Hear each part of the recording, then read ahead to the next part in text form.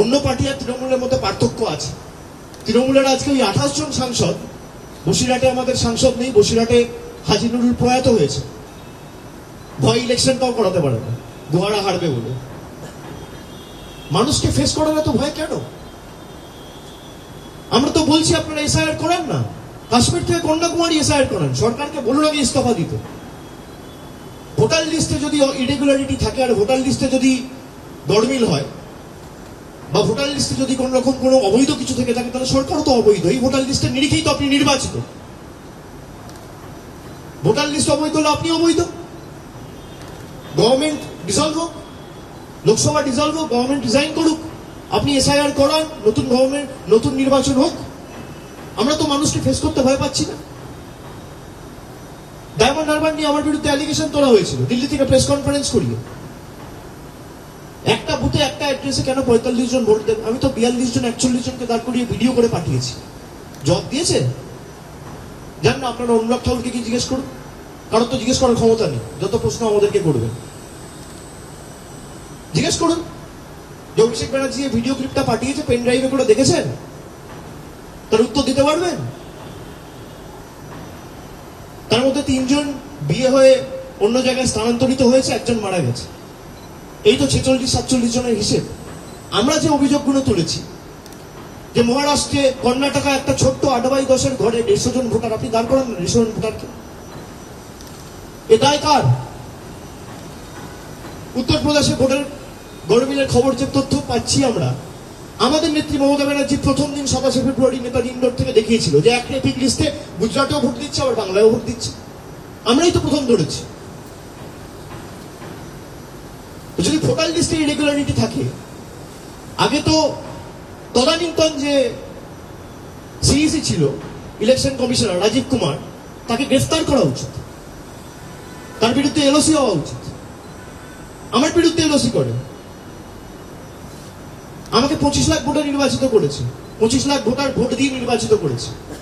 একটা লোকসভা কেন্দ্রে 25 লাখ 30 লাখ করে ভোটার, আমার বিরুদ্ধে এলওসি করে। রাজীব কুমারের বিরুদ্ধে এলওসি করা উচিত, যাতে দেশ ছেড়ে আগামী দিন না পালায়। আজকে যদি ভোটার লিস্ট ক্লিন থাকতো আর নির্বাচন নিরপেক্ষ হতো, বিজেপি 100 আসন পেত। এটা ফ্র্যাকচার্ড ম্যান্ডেট, ম্যানিপুলেটেড ম্যান্ডেট।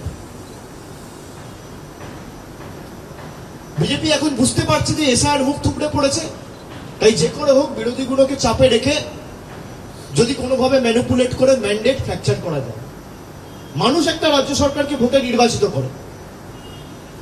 একটা বিধানসভা নির্বাচনে কে বিধায়ক হবে, কার নামে ভোট হবে, কাকে মুখ্যমন্ত্রী প্রজেক্ট করে ভোট করা হচ্ছে, সেটা মানুষ ঠিক করবে। এক পক্ষকে সমর্থন করবে, এক পক্ষকে বর্জন করবে। মানুষের ম্যান্ডেটকে ম্যানিপুলেট করার একটা পরিকল্পনা আজকের বিল।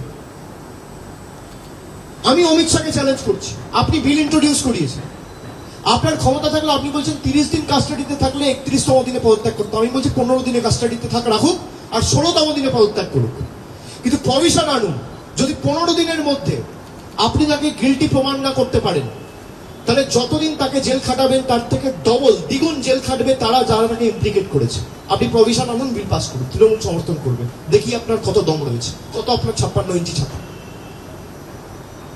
আপনি পারবেন? আপনার ইন্টেনশনই নেই। স্বরাষ্ট্রমন্ত্রী হিসেবে পদত্যাগ করা উচিত, কর্পোরেশন মন্ত্রী হিসেবে পদত্যাগ করা উচিত। আর প্রধানমন্ত্রীকে অনুরোধ করব, একটা ইলেকশন বা গভর্নমেন্ট টপল মিনিস্ট্রি করুন, তার দায়িত্ব অমিত শাহকে দিন।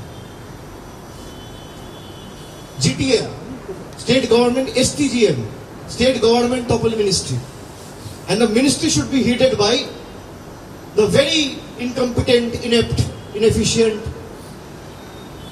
Home Minister of the country, Mr. Amit Shah. আসুন না, আপনি তথ্য পরিষদ, আমি যে তথ্যগুলো দিলাম তো আমার তথ্য নয়, আপনার সরকারের তথ্য, এটা তৃণমূল তথ্য দেয়নি। আপনার অর্থমন্ত্রকের তথ্য আমি দিয়েছি। 5892টা কেসের মধ্যে 8টা কেসে কনভিকশন, ইডি তুলে দেওয়া উচিত। 0.13%, 99.9% কেসে আপনারা ফেলিওর, তুলে দেওয়া উচিত।